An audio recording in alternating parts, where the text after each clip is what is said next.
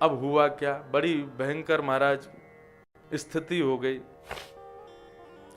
सत्यभामा का ब्याह हो गया भगवान के साथ। अब जिससे उसकी सगाई हुई थी सतधनवा, वो चिंता करने लगा, बोले राम राम, हम तो ये मणि के लिए ही तो ब्याह कर रहे थे हम कि हमको दहेज में मिलेगी, और ये तो मणि भी गई और वो भी गई। तब अक्रूर जी जो भगवान को ब्रज से लेकर के कल गए थे कथा प्रसंग में, वो अक्रूर जी सतधनवा के मित्र थे। अक्रूर जी के पास जाके सतधनवा ने कहा, तो अक्रूर जी ने उसको एक युक्ति बताई। बोले एक काम कर, क्या, देख बेटी तो तेरे हाथ से गई, मणि अभी भी पिता के पास ही है, तो क्या कर। बोले अर्धरात्रि में जाके तू सतधनवा को मार दे, मणि चुरा के भाग जा, और द्वारिका से इतना दूर चले जाना कि कोई तुमको पा ना सके। बोला ठीक है। अब रात्रि में, अर्धरात्रि में सत्राजित राजा, सत्राजित यादव के यहां सतधनवा गया और जाकर के सत्राजित को मार दिया और मणि चुरा करके सतधनवा भागा। प्रातः काल होते ही महाराज खबर फैल गई कि सत्राजित मारा गया। अब सत्राजित कौन है, भगवान का ससुर है, तीसरा ससुर। सुबह ही सुबह चीखना शुरू किया सत्यभामा ने, रोना शुरू किया, मेरे पिता मर गए। तो भागवत में तो वर्णन ऐसा है कि भगवान भी पछाड़ खा खा के रो रहे हैं, बेचारे बहुत अच्छे थे, कहां चले गए। अर्जुन देख रहा है, बोले कितनी जोर से रोना आ रहा है इनको, देखो।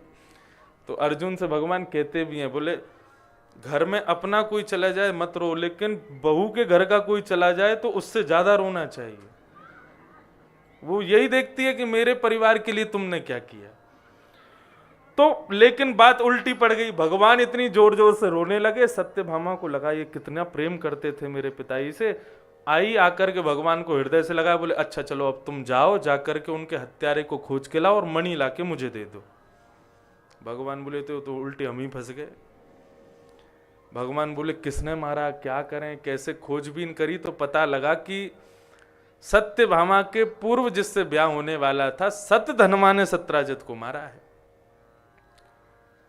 भगवान निकल गए बलराम जी के साथ सतधनवा को मारने के लिए। अब सतधनवा अक्रूर जी के पास गया, बोले मैं कहां जाऊं, भगवान आ रहे हैं, ये तो मुझे पूरी दुनिया में खोज लेंगे। तो इन्होंने कहा देख तेरे पास मणि मिल गई तो तू मारा जाएगा, तो एक काम कर मणि मुझको दे जा, तू भाग जा।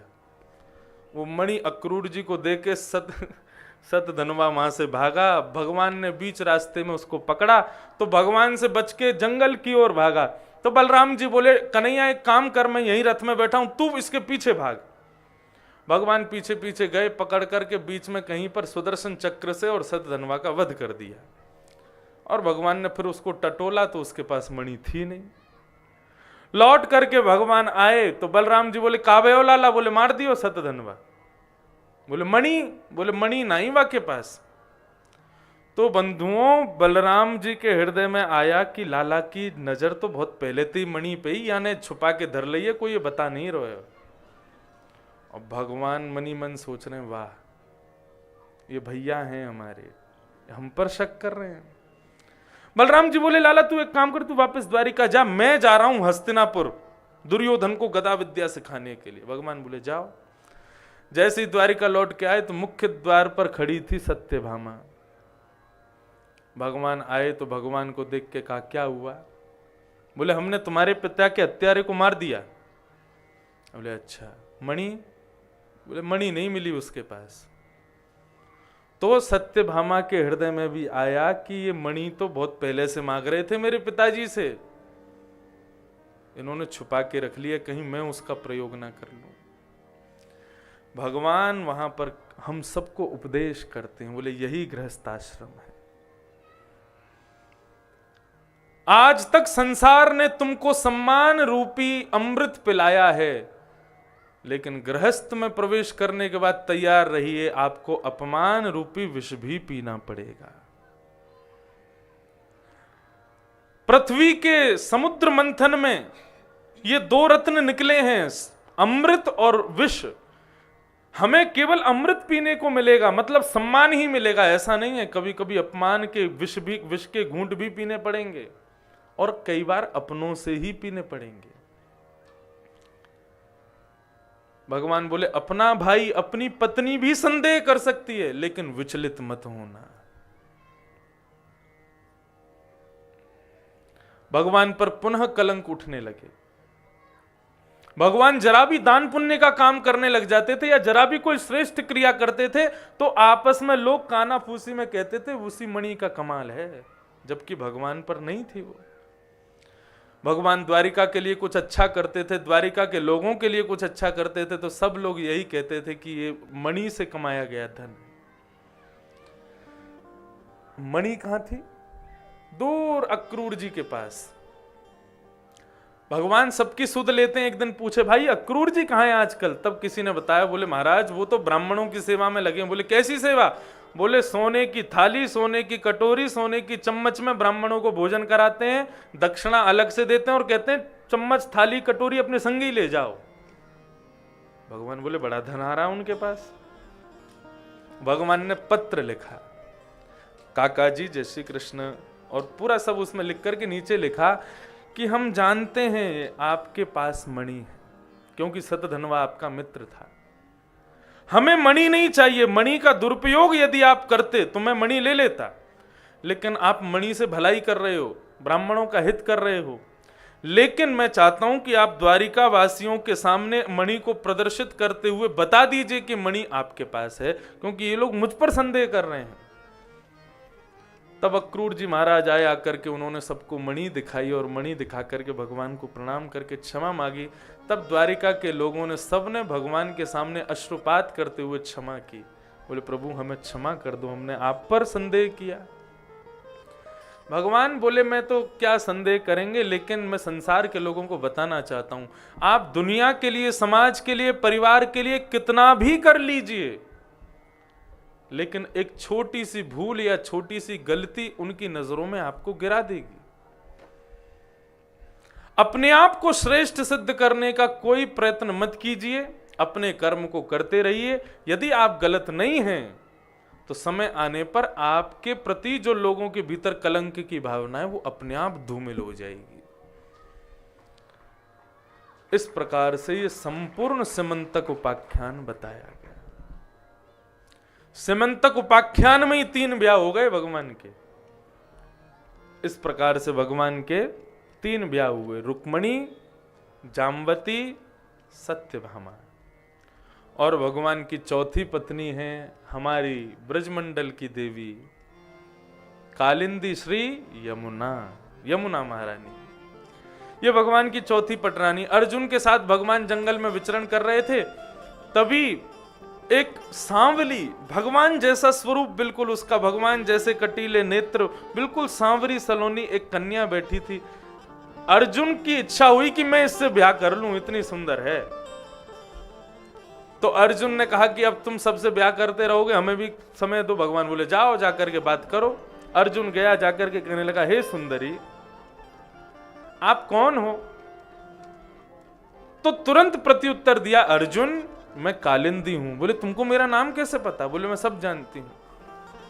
बोले अच्छा तो तुम हमको जानती हो तो फिर क्या विचार है, ब्याह कर लें हम? बोले कि क्षमा करना अर्जुन, लेकिन हम तो योगेश्वर कृष्ण को अपने पति रूप में वर्ण कर चुकी हैं और उनकी प्राप्ति के लिए यहां तपस्या में बैठी हैं। अर्जुन लौट करके भगवान के पास आया, बोले पूरे विश्व से तुम ही कर लो ब्याह, हम तो लगता है कि कुंवारे ही रहेंगे हमेशा। तब भगवान का चौथा ब्याह श्री यमुना जी के साथ में हुआ। हो मीठे रस से भरोनी महारानी लागे, महारानी लागे, मने प्यारो प्यारो यमुना जी रो पानी लागे। हो मीठे रस से भरोनी महारानी लागे, महारानी लागे, मन प्यारो प्यारो यमुना जी रो पानी लागे। मीठे रस से भरोड़ी महारानी लागे, महारानी लागे, मन प्यारो प्यारो यमुना जी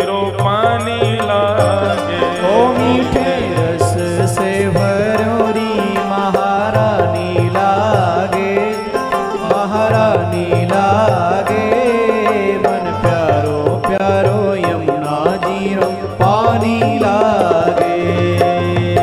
कान्हा नित मुरली में तेरे सुमिरन बारंबार, कान्हा नित मुरली में तेरे सुमरत बारंबार।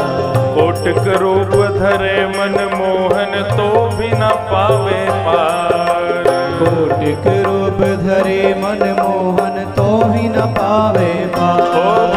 शुभान की किशोरी घनी प्यारी लागे, घनी प्यारी लागे, मन प्यारो प्यारो यमुना जी रो पानी लागे। ओ मीठे रस से भरोरी महारानी लागे, महारानी लागे, मन प्यारो प्यारो यमुना जी रो पानी लागे। श्याम सुंदर श्री यमुने महारानी की जय हो।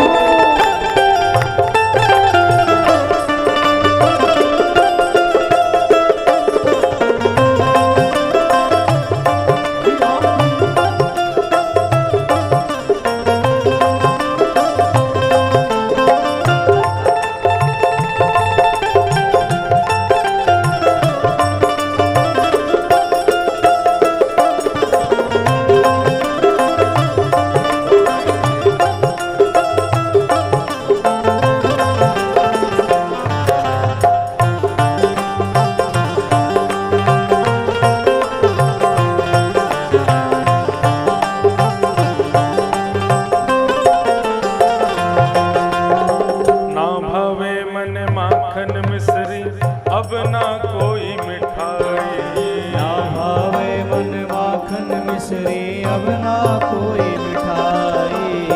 ना भावे मन माखन मिश्री अब ना कोई मिठाई। ना भावे मन माखन मिश्री अब ना कोई मिठाई।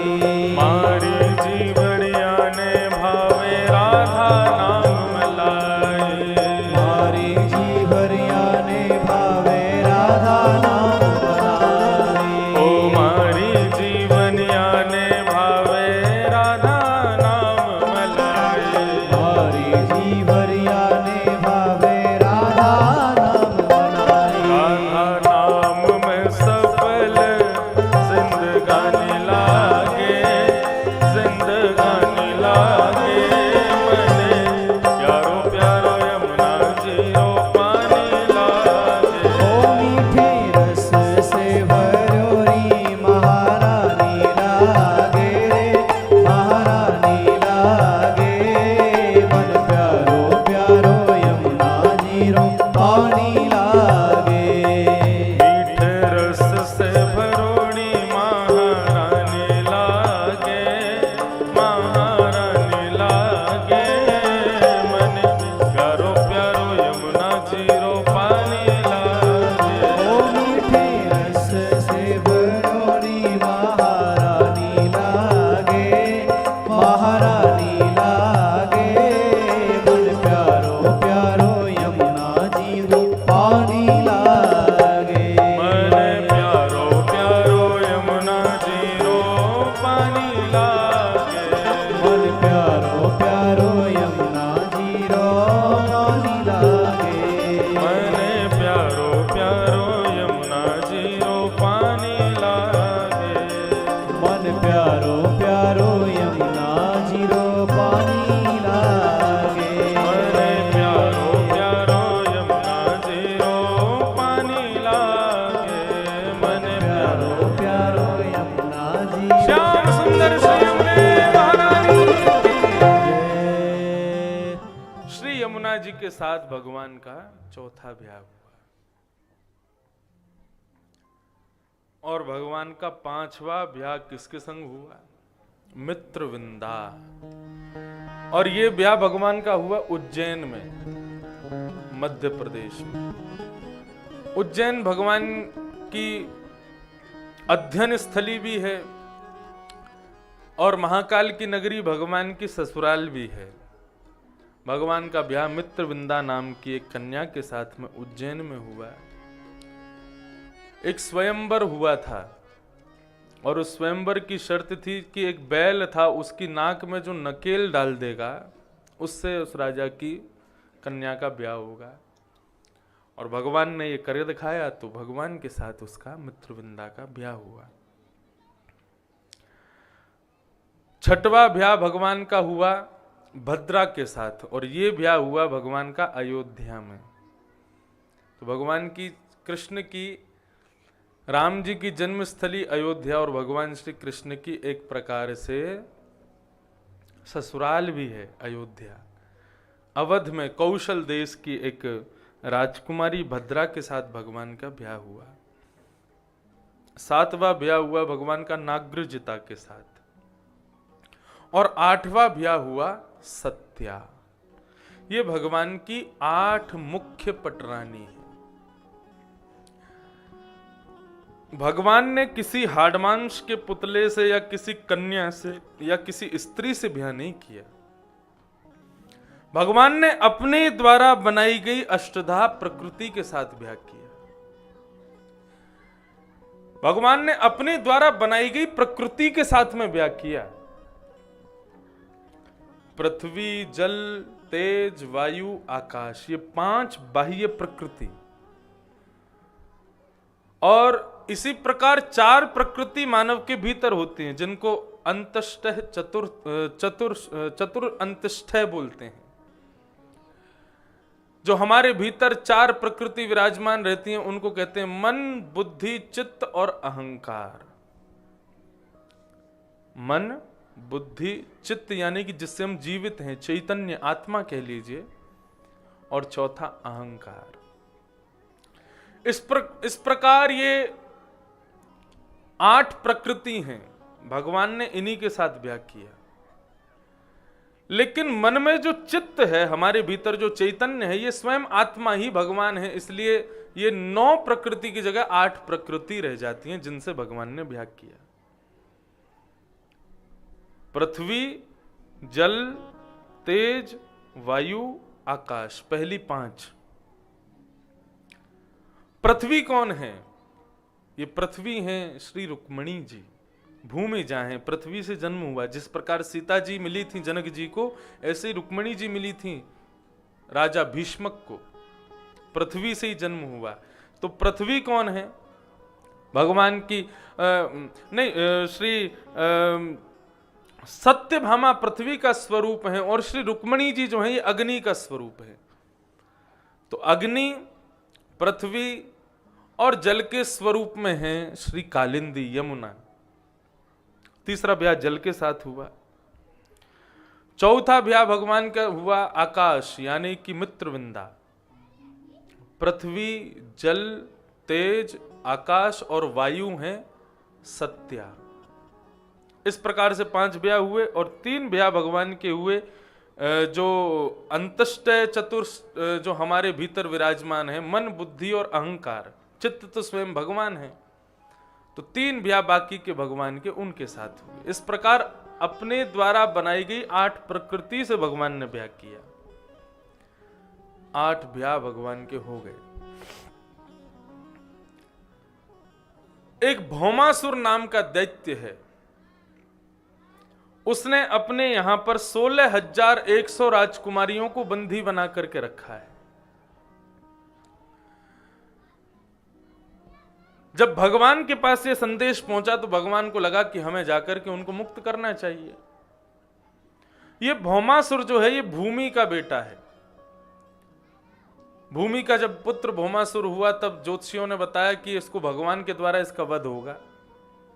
तो भूमि ने जाकर के भगवान से कहा कि प्रभु आप मेरे बेटे को कभी मारना मत। भगवान बोले हम क्यों मारेंगे तुम्हारे बेटे को? जब तक तुम नहीं कहोगी तब तक नहीं मारेंगे, चाहे वो कितना भी उपद्रव कर ले। आज भगवान जब भौमासुर को मारने के लिए जाने लगे तब भगवान की दूसरी पत्नी सत्यभामा, जो कि भूमि का ही स्वरूप है, वो भगवान से कहती है कि मैं भी चलूं साथ। भगवान बोले चलो। भगवान सत्यभामा को साथ लेकर के भौमासुर को मारने गए तो भौमासुर से युद्ध कर रहे हैं लेकिन उसको मार नहीं रहे थे।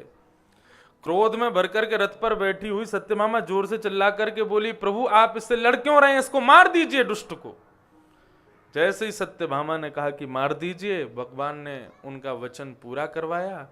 सुदर्शन चक्र आया भगवान का और भौमासुर का सरधर से अलग। भौमासुर को मार के फिर भगवान ने उसके ही साथी मुर को मारा, मुर नाम था, उसको मारा। तब सत्यभामा ने प्रेम से मुर को मारने वाले ठाकुर जी को देख के मुरारी कहा, तो भगवान का नाम मुरारी पड़ा। भीतर जैसे प्रवेश किया राजभवन में, तो राजभवन में कारागृह में जाकर के देखते हैं कि छोटी छोटी कन्या, वहां पर राजकुमारियों को बंदी बनाया था। श्रीमद् भागवत में वर्णन है कि जैसे ही भगवान उन सभी कन्याओं के सामने पहुंचे, तो समस्त कन्याओं के हृदय में भावना उत्पन्न हुई, भूयात पतिर में मह्यम। भगवान के रूप को देख करके सबने भगवान ब्रह्म से प्रार्थना की, ब्रह्मा जी कृपा करके ये हमें पति रूप में मिल जाएं। अब प्रार्थना एक अकेली अपने लिए कर रही है, लेकिन कर सब रही है कि ये हमें पति रूप में मिल जाएं।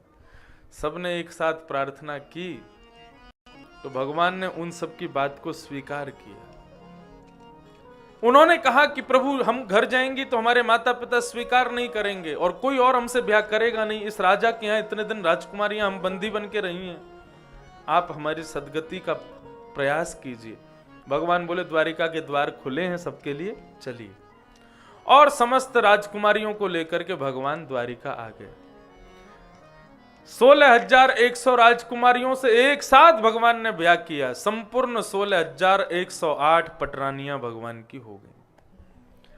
ये 16,100 राजकुमारियां कौन हैं? वेदों में जितने मंत्र हैं, ऋचाओं में जितने मंत्रों में भगवान को प्रणाम किया जाता है, जिन मंत्रों से, उन मंत्रों ने भगवान से आज्ञा, भगवान को प्रार्थना की कि प्रभु हमारे द्वारा ही आपका अर्चन किया जाता है, लेकिन क्या करें, अर्चना करने वाला सुख प्राप्त कर लेता है, हमको नहीं मिलता सुख। कस्तूरी तिलकम ललाट पटले वक्षस्थले कौस्तुभम नासाग्रे वरमुक्तिकम तरतले वेणुकरे कंकणम सर्वांगे हरिचंदनम सुललितम कंठे च मुक्तावली गोपस्त्री परिवेष्टितो विजयते गोपाल चूड़ामणि। अब इस मंत्र को गा करके भगवान का श्रृंगार किया जाता है, लेकिन श्रृंगार करने वाले को सुख मिल रहा है और आपको सुख मिलता है, हम मंत्रों को क्या सुख मिलता है? हमारा तो केवल प्रयोग मात्र कर लिया जाता है।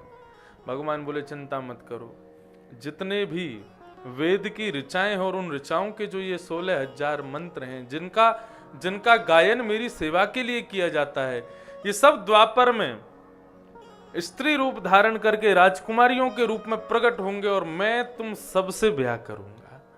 तो ये 16,100 राजकुमारियां वेद की ऋचाएं हैं, मंत्र हैं। इस प्रकार भगवान का गृहस्थ जीवन अब शुरू हो गया। भगवान अपने गृहस्थ जीवन में रहते हैं। आज किसी व्यक्ति ने हमसे प्रश्न किया है, आपसे विनम्र अनुरोध है, कृपा करके हमें तंबाकू की कथा से अवगत कराएं। तंबाकू की कथा कौन सी होती है?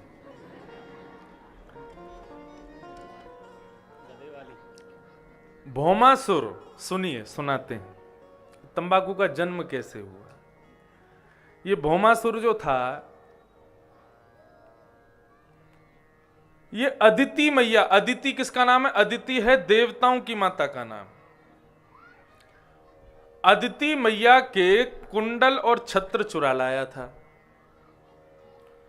तो देवताओं ने खूब प्रयास किया लेकिन इसको नहीं मार पाए। तब भगवान से प्रार्थना की आप मारो, तो भगवान ने कहा दोनों काम हो जाएंगे, अदिति मैया के कुंडल और छत्र भी मिल जाएंगे और 16,100 राजकुमारियां भी मुक्त हो जाएंगी। तो जैसे ही कुंडल और छत्र भगवान ने लिए, तो वो कुंडल और छत्र साधारण नहीं थे। छत्र काय का था? बोलते हैं जल का छत्र था उनका। वो निरंतर छत्र के रूप में रहता था, लेकिन था वो जल, पानी था। और कुंडल भी ऐसे विलक्षण कि कोई देख ले तो उस पर मोहित हो जाए। कुंडल और छत्रों को देख करके सत्यभामा जी मोहित हो गए। और उन्होंने भगवान से प्रार्थना की कि ये कुंडल छत्र हमें दे दो। भगवान बोले हैं तो ये अदिति के, लेकिन कोई बात नहीं, देवताओं का हम इतना काम करते हैं, इतने राक्षसों को मारते हैं, तो इतनी सी चीज के लिए, इतनी सी वस्तु के लिए देवता कुछ नहीं कहेंगे, ठीक है आप रख लो इनको, हम देवताओं को दूसरे बनवा देंगे। देवताओं ने आकर के भगवान को प्रणाम किया, बोले प्रभु आपने भौमासुर को मार दिया, बड़ी कृपा की, लेकिन हमारी मां के कुंडल और छत्र। भगवान बोले देखो हम तुम्हारा इतना काम करते हैं, हम तुम्हें दूसरा बनवा देंगे, लेकिन वो सत्यभामा जी को पसंद आ गए, हमने उनको दे दिए। तो इस बात से देवता नाराज हो गए, बोले आप ऐसा कैसे कर सकते हैं, हमारी मां के कुंडल और छत्र आप कैसे किसी को दे सकते हैं। भगवान बोले अरे अब चलो कोई बात नहीं, हम तुम्हें दूसरे बनवा के दे देंगे। देवता बोले वही चाहिए हमको। भगवान को भी थोड़ी सी जिद लगी, भगवान बोले हम वही नहीं देंगे। देवता बोले तो फिर ठीक है, या तो हमें राजी राजी कुंडल और छत्र दे दीजिए, नहीं तो हम 33 करोड़ देवता आपसे युद्ध करेंगे, भगवान से युद्ध। भगवान बोले अच्छा तो आप लोग हमसे युद्ध करोगे। भगवान सब देवता बोले हाँ हम युद्ध करेंगे आपसे।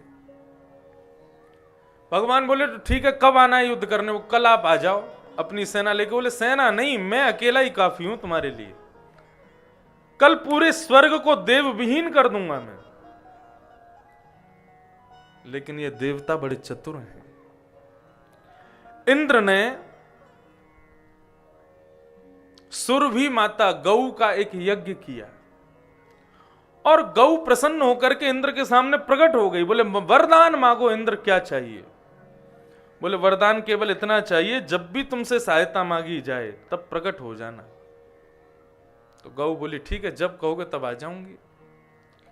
आज जैसे ही देवता समस्त अपने हाथ में वज्र लेकर के खड़े थे, सामने भगवान अकेले आए हैं गरुण जी पर बैठ करके, शंख चक्र गदा पद्म चतुर्भुज रूप में। भगवान युद्ध करने के लिए देवताओं के पास पहुंचे। देवताओं ने कहा तो ठीक है प्रभु युद्ध प्रारंभ करें। बोले करो। इतने में ही इंद्र ने आंख बंद करके सुरभि का स्मरण किया और सुरभि का स्मरण करते सुरभि प्रकट हो गई। बोले कि हे सुरभि मैया, हम 33 करोड़ देवताओं की नारायण से रक्षा करो। सुरभि ने 33 करोड़ रूप धारण कर लिए और प्रत्येक देव के सामने आकर के खड़ी हो गई और भगवान को कहा कि यदि आपको इस देवता को मारना है तो पहले मेरा वध करना पड़ेगा। और भगवान ऐसा कभी नहीं कर सकते। भगवान सोच में पड़ गए क्या करें। तुरंत भगवान दोबारा गरुण जी पर जाकर के बैठ गए और गरुण जी को कहा कि गरुण वापस चलो। लेकिन गरुण जी इतने कोपायमान हुए, बोले कि भगवान गौ के लिए क्या नहीं करते। गायन के संग धावे, गायन में सचु पावे, गायन के हित गिरी कर ले उठायो, आगे गाय पाछे गाय, इत गाय उत गाय, गोविंद को गायन में बसी वो ही भावे।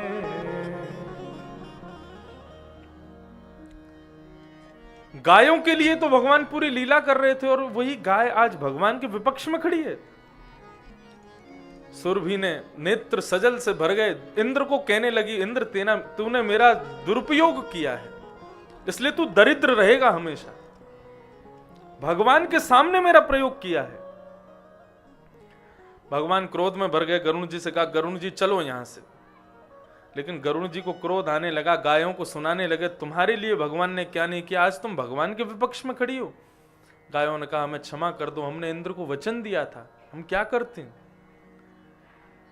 तब गरुण जी का कोई ऐसा भाव नहीं था कि गायों को ठेस पहुंचावे, लेकिन गरुड़ जी ने क्रोध में भर करके जैसे ही अपने पंख फैलाए हैं और जैसे ही हवा में उड़े हैं, तो गरुड़ जी के पंखों से निकलने वाली हवा से 33 करोड़ देवता गायों के सहित नीचे गिरे। जैसे ही वे गिरे तो गऊ के शरीर में कहीं पर कुछ थोड़ा सा कटा और वहां से रक्त निकल करके पृथ्वी पर गिरा, वही गुटके के रूप में जन्म ले गया। ये कथा बताई जाती है। यदि कोई व्यक्ति तंबाकू खाता है, पान खावे कोई बात नहीं, तांबुल खावे कोई बात नहीं, लेकिन यदि तंबाकू का मिश्रण करके और जिससे मन बुद्धि बिल्कुल विचलित हो जाते हैं, ऐसे तंबाकू का मिश्रण करके यदि कोई खाता है, तो फिर सोच लो आप क्या खा रहे हो। ये तंबाकू की जड़ी बूटी कहां से प्रकट हो रही है? ये वहां से प्रकट हुई। भगवान ने बनाया ही क्यों इनको? ये बनाया नहीं है, ये स्वयं आई है पृथ्वी पर। तो ये है तंबाकू के जन्म की कथा। इसलिए हमारे यहाँ पानम, पहले दिन ही मैंने कथा में बताया था कि द्यूतम पानम, पानम यानी कि दूसरे भाव में जो पानम कहा जाता है, उसमें मदिरा पान और तंबाकू सेवन ये सब आते हैं। इनमें कलयुग का निवास है, इनके लिए घोर पाप बताया है भगवान ने। जो लोग कहते हैं कि भगवान शिव भी लेते थे और वो गांजे के संग में फोटो आए, ये सब बिल्कुल झूठ है। ऐसा कभी नहीं हुआ भगवान के साथ।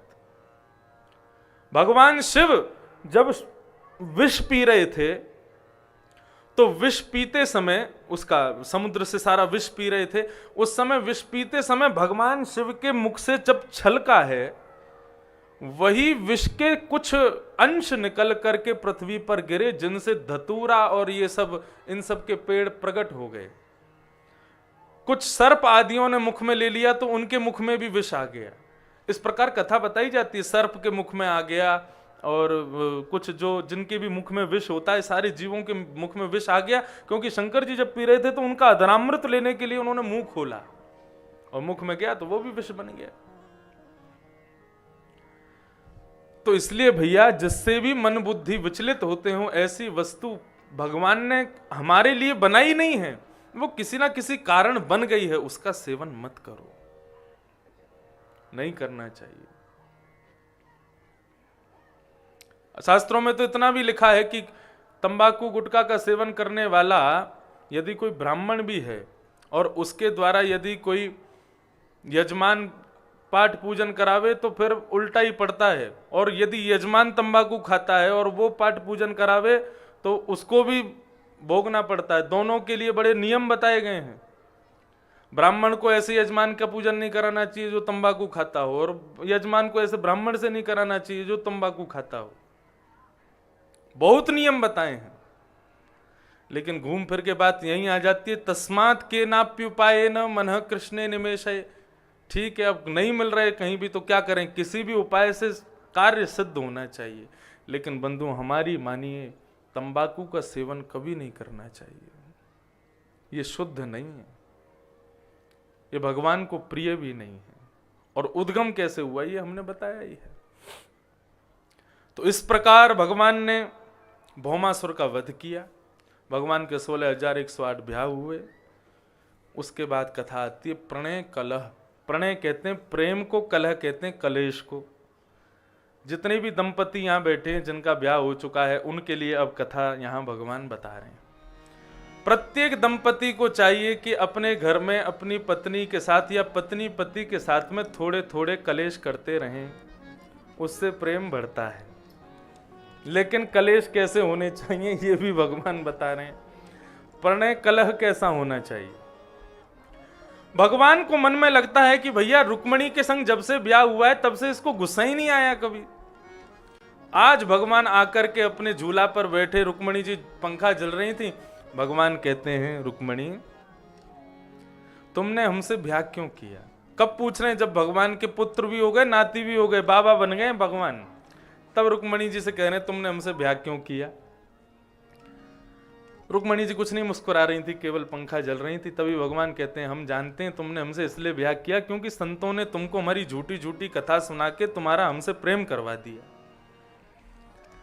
संतों के मुख से मेरे बारे में सुनकर के तुम्हारे हृदय में प्रेम आ गया। देवी क्या करें, इन संतों के पास कोई काम ही नहीं है, घर परिवार है नहीं, पूरे दिन मेरे गुणानुवाद गाते हैं। तुमने गलती से हमसे ब्याह कर लिया। तुम कहोगी हमने इसलिए कर लिया, आप द्वारिका के राजा हो। काहे के राजा? राजाओं के डर के मारे समुद्र के बीच में नगरी बना के रहते हैं हम, कि यहां आकर के कोई हमको परेशान ना कर दे। तुम ये भी कह सकती हो हमने इसलिए ब्याह किया, हम बहुत सुंदर हैं। काहे के सुंदर? अरे कुछ नहीं तो गर्गाचार्य जी ने नाम ही रख दिया, कृष्ण मतलब काला। कृष्ण का सीधा शब्दार्थ यदि पढ़ोगे, कृष्ण का मतलब ही काला होता है। बोले हमारा रंग काला था इसीलिए हमारा नाम भी कृष्ण रख दिया। ना स्वरूप अच्छा है, ना परिवार में कोई भी ऐसा धन धान्य अच्छा है, ना राज्य अच्छा है। तुमने हमसे ब्याह क्यों किया? देवी अब भी समय है, तुम हमसे कहो तो कल ही शिशुपाल को बुला के तुम्हारा ब्याह करा दें, सगाई तो तुम्हारी हो ही गई थी। जैसे ही अपने से दूर जाने की बात कही और भगवान ने बिल्कुल सीरियस होके कहा, बिल्कुल गंभीर होके कहा कि हम तुम्हारा ब्याह शिशुपाल से करा देंगे, तो शिशुपाल के संग खुद का ब्याह की बात सुनकर के उनको क्रोध तो नहीं आया, लेकिन मूर्छित होके गिर गई। जैसे ही मूर्छित होके गिरी, भगवान बोले बहुत देर से हवा नहीं हो रही, पीछे से देखें। पीछे देखा तो मूर्छित पड़ी थी रुक्मिणी जी। भगवान ने 4 भुजा धारण की, 2 भुजाओं से रुक्मिणी जी को उठाया, पानी का छिड़काव किया। देवी क्या हुआ? तब रुक्मिणी जी बोली, आप जिस प्रकार ब्रज को छोड़ करके चले गए थे, ऐसे कभी हमें छोड़ के मत जाइएगा, आपके वियोग में प्राण निकल जाएंगे हमारे। तो भगवान कहते हैं कि दाम्पत्य जीवन जीने वाले लोगों को चाहिए कि अपने दाम्पत्य जीवन में थोड़ा थोड़ा प्रणय कलह यानी प्रेम भरा युद्ध करते रहें,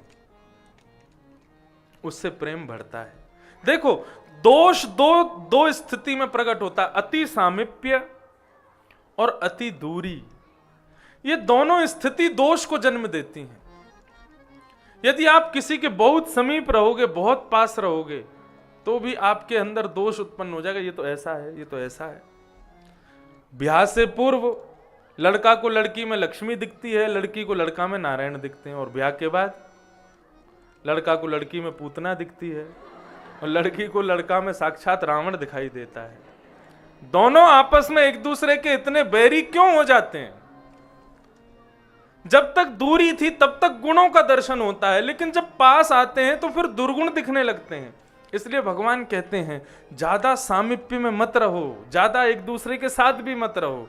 इसलिए बीच बीच में थोड़ी बहुत लड़ाई झगड़ा प्रणय कलह करते रहना चाहिए। कुछ नहीं तो अपने घर ही आओ, आकर के कहो आज दाल चावल खाने हैं,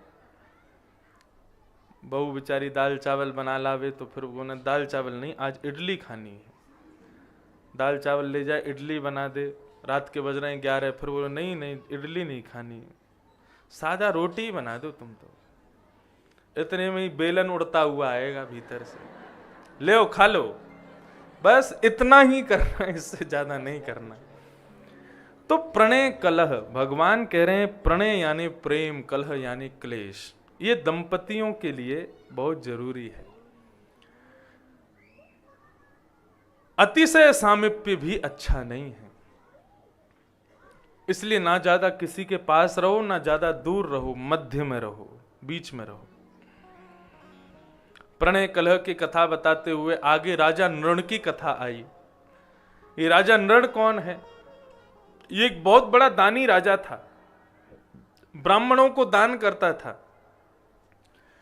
एक दिन इस राजा ने अपने गौशाला की 10 गाय एक ब्राह्मण को दान कर दी। ब्राह्मण गायों को लेकर के अपने घर आ गया, लेकिन एक गाय पता नहीं कैसे खुल करके फिर से राजा की गौशाला में पहुंच गई। प्रातःकाल होकर के राजा ने फिर से 10 गाय दान की दूसरे ब्राह्मण को, और उन 10 गायों में उस गाय का दान कर दिया जो कल किसी और को की थी। अब राजा को तो नहीं पता था। अब वो ब्राह्मण अपनी गाय ढूंढता ढूंढता आ रहा था, इतने में दूसरा ब्राह्मण 10 गाय ले जा रहा था, जिनमें एक गाय उसकी थी। उसने गाय को देखा, बोले ये मेरी है। वो बोला नहीं नहीं मुझे राजा ने अभी दी। बोले मुझे राजा ने कल दी थी। इस प्रकार दोनों में युद्ध चला। दोनों बोले चलो राजा के पास चलते हैं, वही बताएगा किसकी है। राजा कोई निर्णय नहीं ले पाया, तो इस कारण से राजा को गिरगिट बनना पड़ा अगले जन्म में, कृकलाश। जबकि उसकी कोई गलती नहीं थी, उसका कोई दोष नहीं था, अकस्मात ऐसा हो गया। लेकिन दान बहुत सोच समझ के करना चाहिए। शास्त्र आज्ञा करते हैं, कुपात्र दानाच भवे दरिद्रम दरिद्र भावेन करोति पापम पाप प्रभावा नरकम प्रयाते पुनर्दरिद्री पुनरेव पापी।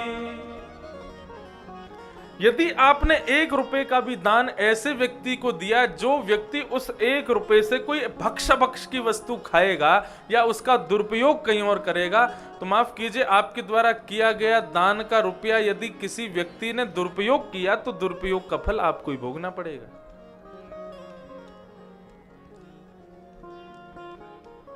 दान बहुत सोच समझ के करना चाहिए। इसलिए गोपियां कहती हैं संसार में सर्वश्रेष्ठ दान क्या है? बोले अपने ज्ञान का दान करो, अपने विचारों का दान करो, किसी को सद्भाव का दान करो। धन का दान कहां करना चाहिए, कैसे करना चाहिए? करना तो चाहिए, धन दान नहीं करेंगे तो वो फिर रुष्ट हो जाएंगे पंच देवता। लेकिन दान करो, लेकिन ऐसी स्थिति और पूरी परिस्थिति सोच समझ करके करना चाहिए। दान करने के बाद कुछ अच्छा किया उसने आपके धन से, उसका फल आपको नहीं मिलेगा, उसका फल उसी को मिलेगा। लेकिन कुछ गलत किया तो फल आपको भोगना पड़ेगा। इसलिए दान बहुत सोच समझ के, बड़ी विडंबना है, करना भी पड़ेगा, और करना है तो बहुत सोच समझ के करना है। यदि कुपात्र को दान दिया तो कुपात्र दानाच भवे दरिद्रम, आप दरिद्र हो जाओगे। फिर क्या होगा? दरिद्र भावेन करोति पापम, दरिद्र के प्रभाव से आप पाप करोगे, और पाप प्रभावा नरकम प्रयाते, नरक जाना पड़ेगा। और फिर जब दोबारा जन्म होगा तो क्या होगा? पुनर्दरिद्री, फिर से दरिद्र होगे, फिर पापी। इसलिए दान बहुत सोच समझ के। राजा गिरगिट बन गया, भगवान ने उसका उद्धार किया। नारद जी भगवान की गृहचर्या देखने के लिए आए, भगवान कैसे रह रहे हैं अपनी पटरानियों के साथ, देखें तो सही। एक भगवान, अच्छा नारद जी आए क्यों थे? कि हमसे कोई शिकायत कर दे कि भगवान हमसे प्रेम नहीं करते। एक भी पटरानी ने शिकायत की तो फिर हम भगवान के पास जाके कहेंगे नमे भक्त्या प्रणश्यति, कहने वाले हे भगवान, आप कहते हो मैं किसी को दुखी नहीं करता, आपकी कितनी सारी पत्नियां दुखी हैं, मैं जाके देखूं तो सही, कोई तो दुखी होगी। नारद जी महाराज गृहचर्या का दर्शन करने आए। जैसे ही प्रथम घर में प्रवेश किया, सबके अलग अलग महल हैं, रुक्मणी जी के यहां प्रवेश किया तो क्या देखा? भगवान भोजन आरोग रहे हैं और रुक्मणी जी पवा रही हैं। आइए आइए आइए, अरे वाह भाई नारद, बड़े दिन में आए, कहां से आ रहे हो? बोले हम तो कहां से आएंगे, विचरण करते रहते हैं, आपके दर्शन को आए। लाओ रुक्मणी लड्डू लाओ नारद जी के लिए, लड्डू पवाओ। लड्डू पा लिए, प्रेम से सब बातचीत हुई। फिर रुक्मणी जी को एकांत में ले गए। नारद जी बोले सब ठीक है? बोले हाँ सब बढ़िया। द्वारिकाधीश आपके पास समय देते हैं आपको? बोले अरे हम तो इनसे खूब कहते हैं कि कभी कभी जामवती सत्यभामा के पास चले जाया करो, जाते ही नहीं हमको छोड़ के। नारद जी बोले अच्छा ठीक है ठीक, आप विराजो, हम फिर आएंगे। बोले इसका मतलब भगवान केवल रुक्मणी के पास रहते हैं, औरों के पास भगवान जाते ही नहीं है। जैसे ही सत्यभामा के कक्ष में, सत्यभामा के भवन में भगवान ने, नारद जी ने प्रवेश किया, सत्यभामा के भवन में प्रवेश करते ही क्या देखा? भगवान अपने छोटे छोटे बालकों के साथ वहां क्रीड़ा कर रहे हैं। और जैसे ही नारद जी आए, भगवान फिर स्वागत, अरे नारद जी आइए आइए, वाह बड़े दिन में आए हो, कहां से? जब अभी 5 मिनट पहले ही मिले। आओ भैया, कब आए? नारद जी टेढ़ी नजर से देख रहे हैं। बोले अभी अभी मिले, देखो नाटक कैसा करते हैं। बोले नहीं भगवान हम बढ़िया हैं। लाओ, अरे सत्यभामा लड्डू खिलाओ नारद जी को। सत्यभामा आई, बोले सब ठीक हैं? सत्यभामा बोले बहुत बढ़िया, भगवान प्रेम से रहते हैं? बोले बहुत प्रेम से रखते हैं, हम तो कहते हैं कभी रुक्मणी जामवती के पास भी जाया करो, छोड़ के जाते ही नहीं हमको। नारद जी भगवान को देख रहे हैं, भगवान मंद मंद मुस्कुरा रहे हैं। जामवती के कक्ष में प्रवेश किया तो वहां जामवती का श्रृंगार कर रहे हैं भगवान। प्रत्येक भवन में प्रवेश करते हैं भगवान, प्रत्येक भवन में अलग अलग रूप में निवास कर रहे हैं। घूम फिर के लौट के